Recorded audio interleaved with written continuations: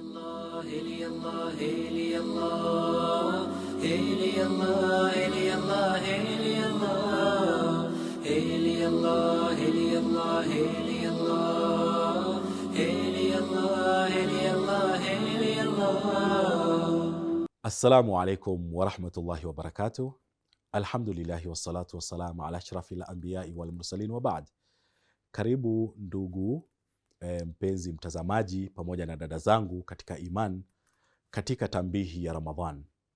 Ni katika kukumbushana katika mambo ambayo tunatakiwa kuyazingatia katika mwezi huu mtukufu wa Ramadhan, hii leo ikiwa tarehe 3 ya mwezi wa Ramadhan katika kalenda ya Kiislamu.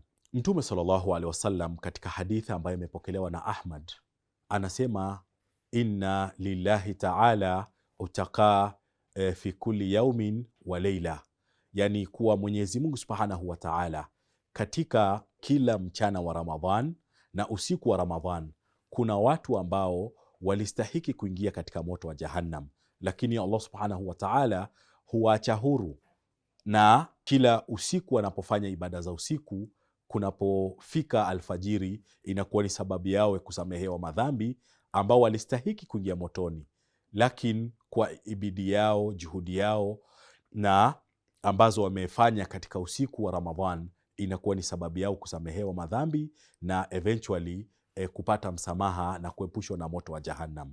Na kisha kila mchana wa Ramadhan kuna watu ambao kutokamana na amali zao walikuwa wanastahiki kuingia katika moto wa Jahannam, lakini kutokamana na bidii, saum zao, kusoma kwao Qur'an, kutoa kwao sadaka na kufanya mambo mbalimbali ambao ni katika mambo ya taa, inakuwa ni sababu yao ya kuepushwa na moto wa Jahannam. Wanakuwa ni katika utaqa, walioachwa huru na moto wa Jahannam.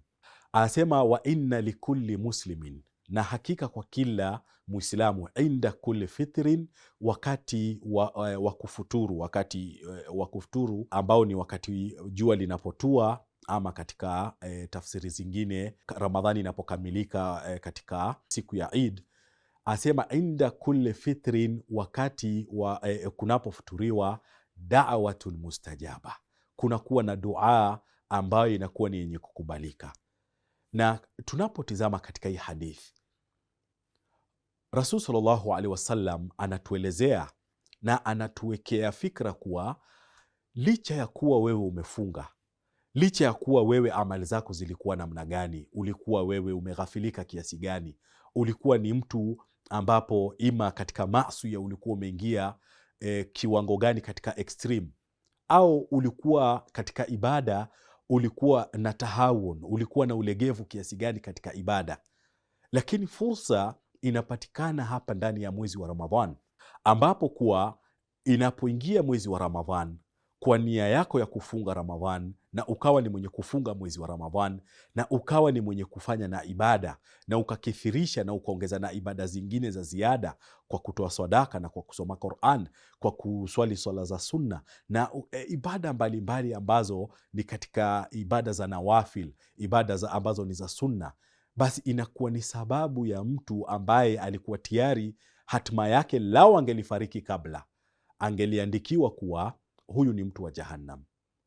Lakini licha kuwa alikuwa shandikiwa kuwa yeye ni wa Jahannam, hizi juhudi zote zinakuwa tena zina reverse ile fate yake, ile destiny yake ambayo alikuwa ameandikiwa kuwa huyu ni masiri yake ni Jahannam, anakuwa ni mwenye kuandikiwa, inakuwa reversed, anaambiwa huyu minal utaqa, ni katika wale ambao wamekuwa huru kutokamana na moto wa Jahannam.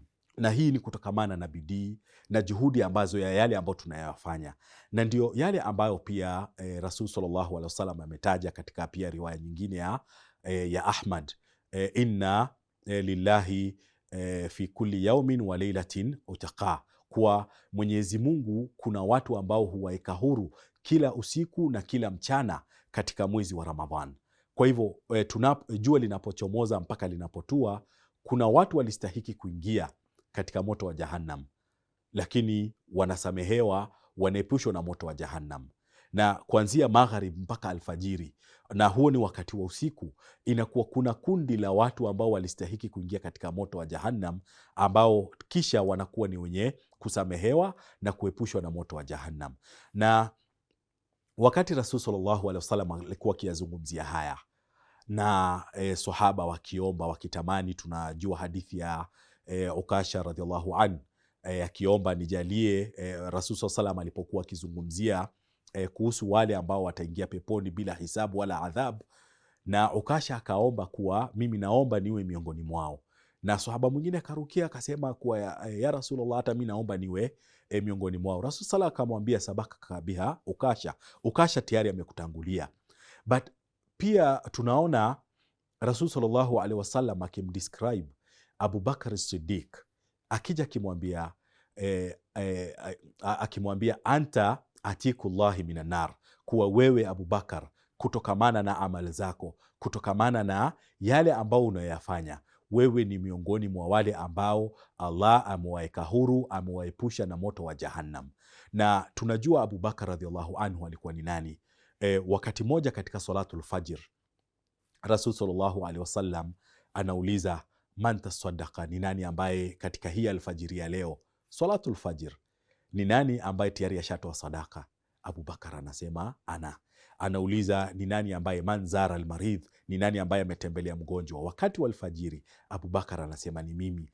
Na katika yale ambayo aliuliza, unakuta yote yalikuwa imetikiwa kuwa Abu Bakar alikuwa ameyafanya na ni katika wakati wa alfajiri, na unakuta hizi zilikuwa ni katika yale ambayo Rasul sallam akimwambia basi wewe anta atikullahi minan nar, wewe ni katika wale ambao Allah subhanahu wa ta'ala amwepusha na moto wa Jahannam. Na hizo ndio sifa ambazo Abu Bakar as-Siddiq alikuwa nazo radhiallahu anhu, na ndio sisi ambao tunakuwa ni wenye kuwaiga, ambao tunatakiwa kuwa na vigezo kama hivi. Ndio pengine si mambo ambayo tutayafanya kwa usiku, lakini ni vipi ambao tutajaribu, tujitahidi tuwe kama hawa. Na ndio unakuta miongoni mwa washairi akisema fa intakunu mithlahum, ikiwa basi huwezi kuwa sawa na hawa, asema fatashabahu bihim, jifananishe na hao. Yani asema fa innal tashabuhu bilkiram, kwa kuwa kujifananisha na wale watu ambao ni wakarimu, watu ambao ni bora, wachaji Mungu, falahun, inakuwa ni kufaulu, ni katika kufaulu. Na hawa ndio ambao tunatakiwa kuwaiga, tuwe ni wenye kuwafuata. Wamepata wahi umeteremka wakati wa Rasul sallallahu alaihi wasallam, wameweza kuipata maana yake na tafsiri yake inavyotakiwa na inavyofaa, na kufuata mienendo yao ndio ambayo itakuwa ni yenye kutuongoza pia katika ibada zetu, na katika yale ambayo tunayafanya tutakuwa ni yenye kupata yale ambayo yanakuwa ni yenye kusudiwa. Allah subhanahu wa ta'ala wajalie min alladhina yastami'una alqawla fayattabi'una ahsana. Subhanakallahumma bihamdik, nashhadu la ilaha illa ant, nastaghfiruka wa natubu ilaik.